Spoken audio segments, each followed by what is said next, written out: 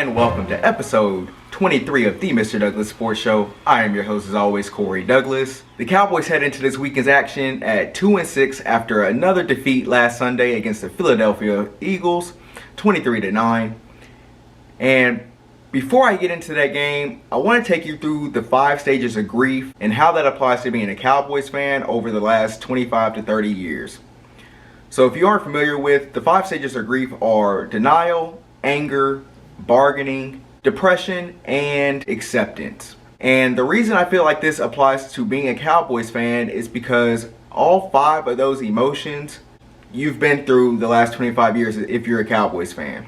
Growing up, you realize being a Cowboys fan in Dallas, even in Dallas, is not the easiest thing to do or be, because you're going to be made fun of every time they lose. People watch the Dallas Cowboys to watch them lose.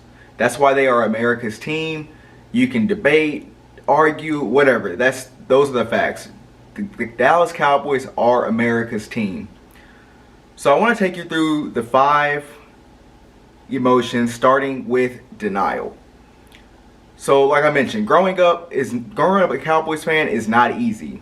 You get made fun of. You get told the Cowboys suck. Jerry Jones, this, that, and the other. But when you're young, I think you go through that denial stage. You're like, no, the Cowboys are good. They're going to be good. Whatever the case may be. But then you go into, it makes you angry. And I know on several occasions the Cowboys have made me beyond angry. I can remember a time when the Cowboys were going through their 3 straight 8-8 seasons, and you're frustrated. Romo's throwing game-clinching picks every time they get into a win or go home situation. There was one time I remember going into my closet. I had a Romo jersey in there after one of his game-clinching picks that ended the Cowboys season. I took the jersey, I threw it into the hallway. That was the anger that was going through me, because that's all we know. I'm 30 years old. Disappointment with the Cowboys is all I know. Then you go through the bargaining. And I think you go through the bargaining as a Cowboys fan every offseason. You have high hopes. You're like, if this happens, if this falls this way, the Cowboys will be back on top. To this point, it hasn't happened. I know I had high expectations coming into this year. I thought the Cowboys would be at least an 11-5 or 12-14. Obviously, that's not the case, and we are, or at least I am, looking forward to the draft in 2021. Then depression sets in. I think over the last 25 years, there's been a lot of depression. 3 instances. 2007, Cowboys go 13-3, have a home playoff game against the New York Giants. They're obviously favored to win. They don't win, but one play that really depresses me when I think about that game all the time is the Romo drops back, throws it across the middle to Patrick Creighton. Patrick Creighton scores if he catches the ball. He doesn't catch the ball. Cowboys lose. Giants go on to win the Super Bowl that year. Next, 2014. The Cowboys have won a playoff game. They're going to Lambeau Field. And I think most Cowboys fans will say this was the year that slipped away. This is the year that we were going to get back on top. DeMarco Murray's fumble was costly. But then the play that everybody's talked about ever since is the Dez Kotek play.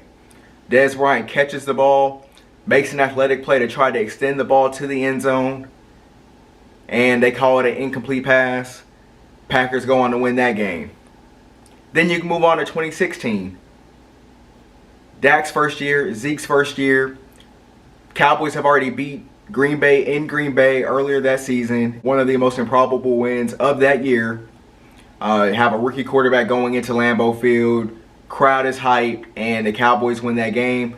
Then you go back later to the season, the Cowboys get home field throughout, Green Bay comes to town, divisional round, and Aaron Rodgers does what he does to the Cowboys. Jeff Heath sacks him, and any other quarterback probably in the league probably fumbles the ball, not Aaron Rodgers. Sets up a 3rd and 20.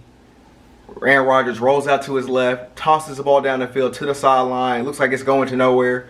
Jared Cook comes out of nowhere, makes the catch. 3rd and 20, sets up the Packers field goal, and the Packers go on to win. And all of those events have led to where I'm at right now, and that is the acceptance. So these Cowboys losses, they don't bother me anymore. I sit there, I watch them, I process what I'm seeing, and I move on with my life, because the Cowboys can't affect it. So I've accepted that the Cowboys aren't going to be a good football team, maybe in my lifetime. As long as the Jones family is here, I don't see that changing.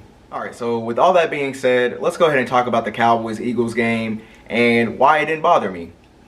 I didn't even get annoyed at the fact that they told us all week at the start that this 7th round rookie from James Madison was zipping the ball over the practice field, and he had the ability to use his legs, and it was just going to be some Tony Romo reincarnation from his first start when he made it in Carolina. And we saw everything but that.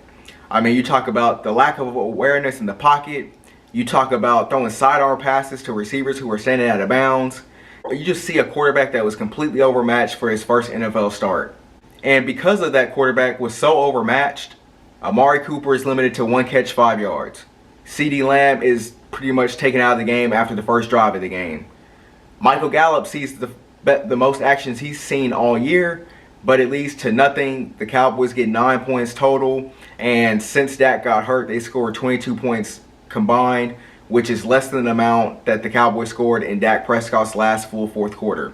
So that's how bad the offense is. Staying on that offense, you have Ezekiel Elliott, who hasn't had 100-yard games all season.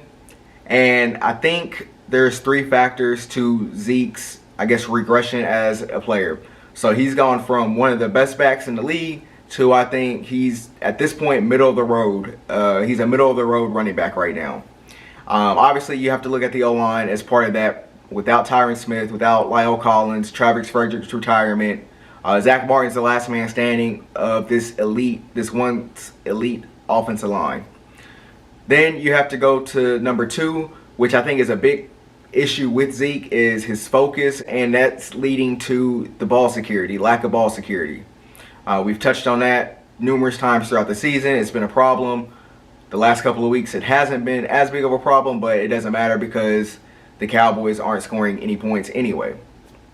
Then number 3 is, I think that in a way Zeke checked out when Dak went down. I don't think we've seen the same level of Ezekiel Elliott. Like I said, the focus isn't there, and I just think his overall morale just isn't there right now because his friend Dak is not on the field with him. He's never played until this year. He's never played a down without Dak Prescott out there at quarterback. But I think one of the more encouraging signs from this past Sunday's game is the defensive performance. And yeah, it was the Eagles. Yes, it was Carson Wentz who's really struggling.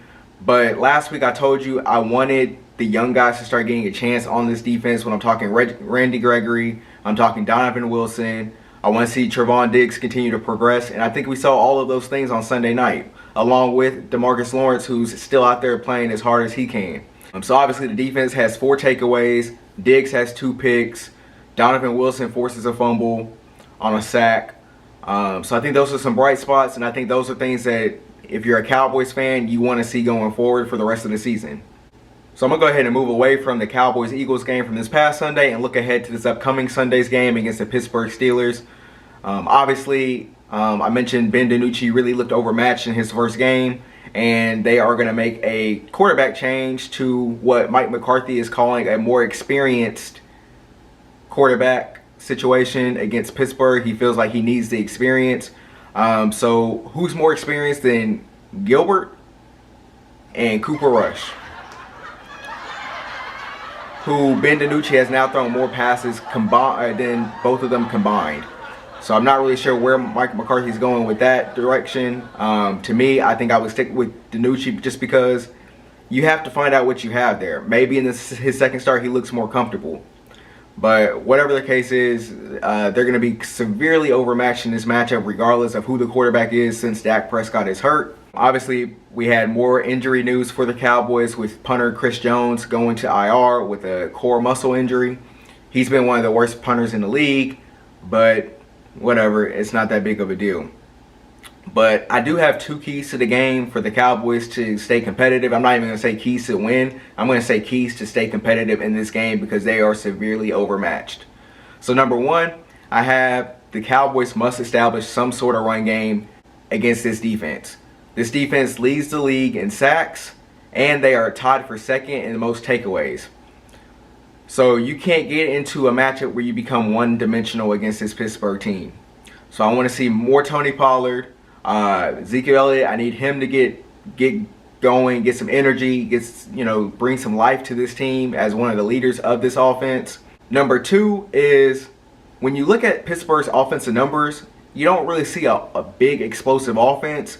They have the 8th fewest yards per game in the NFL to this point, but I think a lot of that has to do with the defense setting them up with so many great opportunities, because they are averaging over 30 points per game this season so far, and I don't see any reason why they won't score 30 in this game. And when I look at how they're going to score their 30, yeah, they might get a couple of takeaways, but I look at this receiving core with Juju Smith-Schuster. I look at Deontay Johnson, if he can stay healthy. I look at Chase Claypool, the rookie receiver. And I look at Eric Ebron, who's made an appearance these last couple of weeks at tight end for Pittsburgh. And then you got James Conner in the backfield. So while the stats don't look impressive for Pittsburgh, they do have the ability to be explosive. So I want to see if this defense can continue to build off that performance they had against the Eagles and carry it into maybe not 4 takeaways, but maybe they can get a couple more takeaways against Big Ben and maybe get some pressure on Big Ben, get some sacks, maybe force some fumbles, or want to see the defense continue to progress in that way. All right, so last week I mentioned after the Cowboys lost to Washington, I mentioned that I went to Tankathon.com and saw exactly where the Cowboys lined up as far as the 2021 NFL Draft. So last week they were 8th as the 8th overall pick in the draft. After Sunday's loss against the Eagles, they moved up to 5th in the draft. So I am incorporating a Tankathon update each week to here on out. And I have 5 games to watch for that Tankathon update, and I'm going to tell you who I'm going to root for. So my number 1 Tankathon game of the week for the Cowboys, with Cowboys interest, is the New York Giants taking on the Washington football team. I want the Giants to win this football game because I do think overall the Washington football team will be in contention with the Eagles to win this division.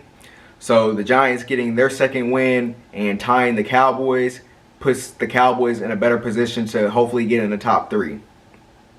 My number 2 Tankathon game of the week is the Detroit Lions versus the Minnesota Vikings. The Vikings came away with a huge win in Green Bay on Sunday at Lambeau Field, and I want them to get their 2nd straight win and 3rd win overall for the season. My number 3 Tankathon game of the week is the Houston Texans versus Jacksonville Jaguars.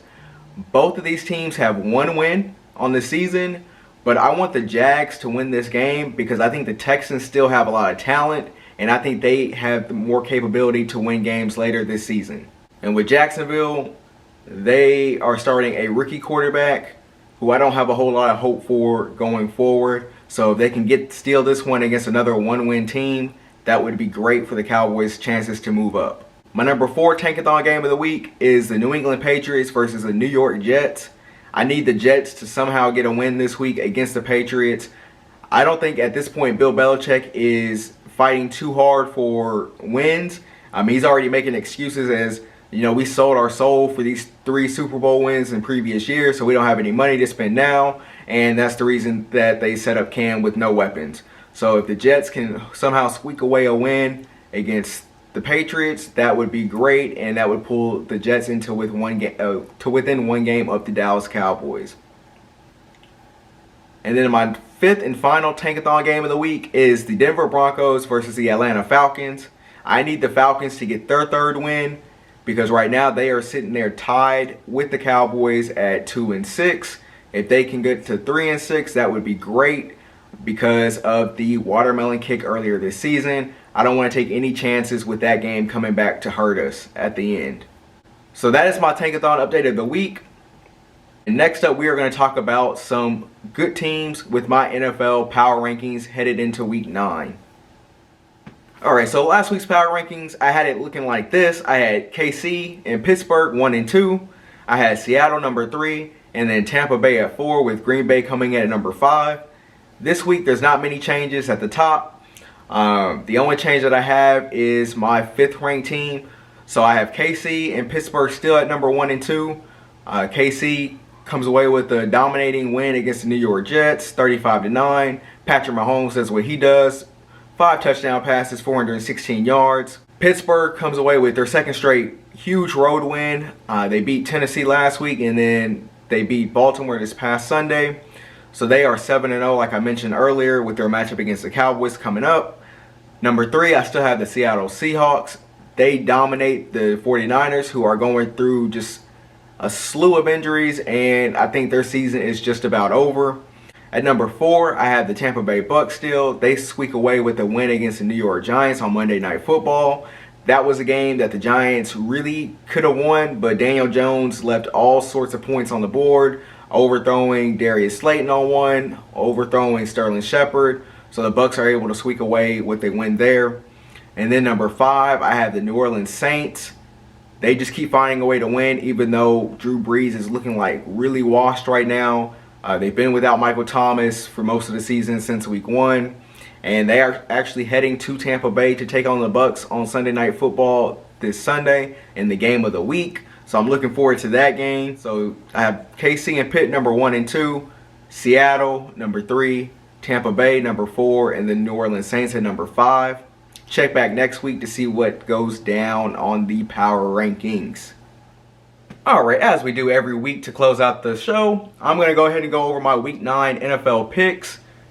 Week 8 was a rough one for me. I had my worst week pick-wise of the season, going only 8-6, which brings my record to a 78-40 overall record. So let's go ahead and get it started. Thursday Night Football, we have the Green Bay Packers going to the San Francisco 49ers in Santa Clara. Last year, this was a mismatch. San Francisco smacked the Packers both times the Packers went up there. But these are two completely different teams at this point. You have the Packers with no running backs, and you have the 49ers with no quarterback, no tight end, no receivers, and 3 banged up running backs themselves. Give me the Packers on the road against the 49ers to come away with a win on Thursday Night Football. Then we go to Sunday's action, and I mentioned this in my Tankathon update of the week. Give me the Falcons to beat the Broncos. Give me the Seahawks to take care of the Bills on the road. I'm still not really believing in the Bills. Josh Allen has stormed back down to earth. Give me the Titans to beat the Bears. Like I say this every week, I'm not believing in the Bears until they can beat one of these contending teams. I know they beat the Bucks a couple weeks ago, but I'm not counting that because I think that was a little bit fluky. Give me the Ravens to bounce back on the road against the Colts. Give me the Chiefs over the Panthers. Give me the Vikings at home against the Lions. Give me the Washington football team to take care of the Giants at home. Give me the Texans on the road in Jacksonville. Give me the Chargers to actually hold on to a lead this week to beat the Raiders. Give me the Dolphins on the road in Arizona. Give me the Bucks over the Saints on Sunday Night Football. And then on Monday night, give me the New England Patriots to squeak out a win against the New York Jets, keeping the Jets as the only team that has not won a game in the league. And then on Sunday afternoon, give me the Pittsburgh Steelers to beat the Dallas Cowboys. Like I said, the Cowboys just don't have enough on offense to overcome the Pittsburgh Steelers defense. And I think this one's going to be a rout. But that's okay because it's Tankathon watch here in Dallas. So that concludes this week's episode of The Mr. Douglass Sports Show. Until next time, salute.